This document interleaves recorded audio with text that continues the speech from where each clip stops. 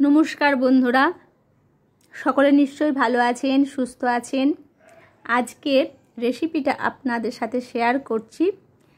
সেটা হচ্ছে কিন্তু একটা জল খাবারের রেসিপি। পছন্দ হলে লাইক শেয়ার করবেন, নতুন বন্ধু হলে পাশে থাকবেন।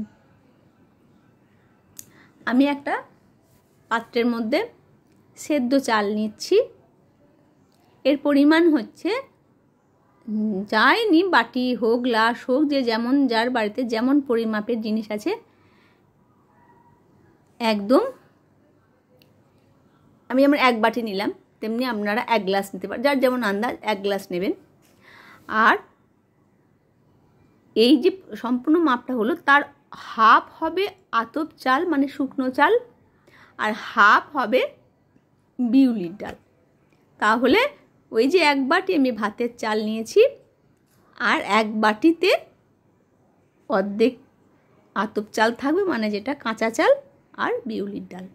এইটা হলো পরিমাণ ধোসা বানানোর জন্য। তো আমি চালটাকে খুব ভালো করে ধুয়ে নেব, 2-3 বার জল পাল্টে পাল্টে আমি কিন্তু চালটাকে ধুয়ে নেব, কারণ চালের মধ্যে খুব ধুলো থাকে। তো আমি চালটাকে ভালো করে ধুয়ে নিয়েছি। এবার আমি ডালটাকে ভালো করে ধুয়ে নেব। 2-3 বার জল পাল্টে পাল্টে চাল ডালটাকে আমি ধুয়ে নেব। এবার চাল ডালটা আমার 5 ঘন্টা মতো কিন্তু ভিজিয়ে রাখতে হবে। আমি ঢাকা দিয়ে দিলাম, এই জন্য ডালটা তাড়াতাড়ি নরম হয়ে যাবে। কিন্তু ভাতের চাল তো, যেটা সেদ্ধ চাল, ওটা খুব টাইম লাগে। তো আমার 5 ঘন্টা হয়ে গেছে, মোটামুটি চালটা আমার নরম হয়ে গেছে। এবার মিক্সির মধ্যে এটাকে আমি দেব পেস্ট করতে। আর পেস্টটা যেন একদম মসৃণ হয়। মসৃণ হলে কি হবে, ধোসাটা একদম ফাইন ধোসা হবে। আর যদি একটু দানা দানা থাকে, কিরকিরে থাকে, তাহলে কিন্তু একটু মোটা হয়ে যাবে। তো বন্ধুরা, আমার পেস্ট হয়ে গেছে। আমি একদম মসৃণভাবে পেস্ট করেছি। আর একদম মিষ্টি যখন গরম হয়ে যাবে, তখন দেখবেন খুব সুন্দর পেস্টটা হয়ে যায়। আর অনেকটা, মোটামুটি আধা ঘন্টা 45 মতন টাইম মতন কিন্তু পেস্টটা করবেন। তো আমার হয়ে গেছে। এবার একটু নুন দিয়ে দিলাম, দিয়ে পুরো ব্যাটারটাকে আমি একদম গুলিয়ে নিচ্ছি, মানে একদম নেড়ে নিচ্ছি বা একটু ফেটিয়ে নিচ্ছি। তারপরে তাহলে কি হবে, পুরো নুনটাও মিশে যাবে। তো বন্ধুরা, আপনারা দেখছেন কেমন করে আমি পেস্টটা বানালাম। এবার তাওয়াটাকে আমি গ্যাসের মধ্যে গরম করতে দিলাম, দিয়ে তেল বুলিয়ে দিচ্ছি।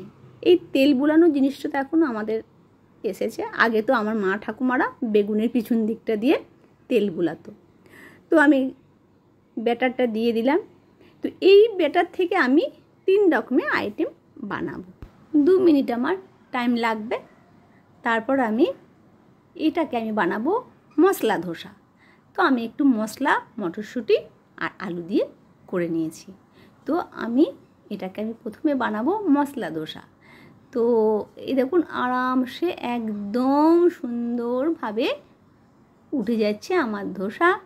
এটা আমার হলো মশলা ধোসা। একই ব্যাটার দিয়ে আমি 3 রকম জিনিস বানাতে পারবো। তো বাচ্চাদের যেটা পছন্দ হবে সেটা খাবে, আর আপনারাও একটা আইটেমে বানাতে পারেন, কোনো অসুবিধা নেই। এবার আমি যেটা বানাবো সেটা হচ্ছে উত্তপম। একই ব্যাটার দিয়ে প্রথমে ব্যাটার দিয়ে দেব।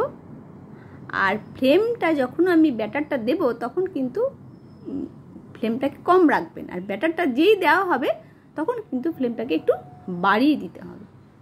আর এই যে মশলাটা আমি দিচ্ছি, টমেটো কুচি আছে, পেঁয়াজ কুচি আছে, ধনে পাতা আছে, কারি পাতা আছে, কুচি কুচি করে আমার কাটা আছে। এবার ওর উপরে দিয়ে দিচ্ছি একটু মশলা পাওয়া যায়, যেটা পাস্তা মশলা, ওটা একটু আমি দিয়ে দিচ্ছি। দিয়ে আমার রেডি হয়ে গেল উত্তপম। তাহলে আমার কটা আইটেম হয়ে গেল, একটা ব্যাটার দিয়ে আমার 2টো আইটেম হয়ে গেল। এইগুলো বাচ্চারা দেখলে খুব মজা পাবে, আর খুব টেস্টি করে ওরা খাবে। এবার আমি আসছি প্লেন ধোসা। ওই একই ব্যাটার দিয়েই আমি আবার একটা প্লেন ধোসার আইটেম বানাচ্ছি। তো আমার এক পিঠ হয়ে গেল। ওই পিঠটা একটু নরম থাকে বলে আমি একটু উল্টে দিলাম। তো এই আমার ধোসা রেডি হয়ে গেল।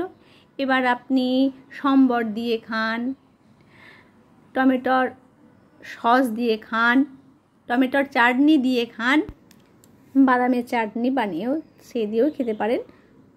যা কিছু দিয়ে খাওয়া যায় এরকম একটা টেস্টি জলখাবার। ভিডিওটা যদি আপনাদের ভালো লাগে থাকে তাহলে কমেন্ট করে জানাবেন। পরবর্তী রেসিপি নিয়ে আবার আমি আসবো।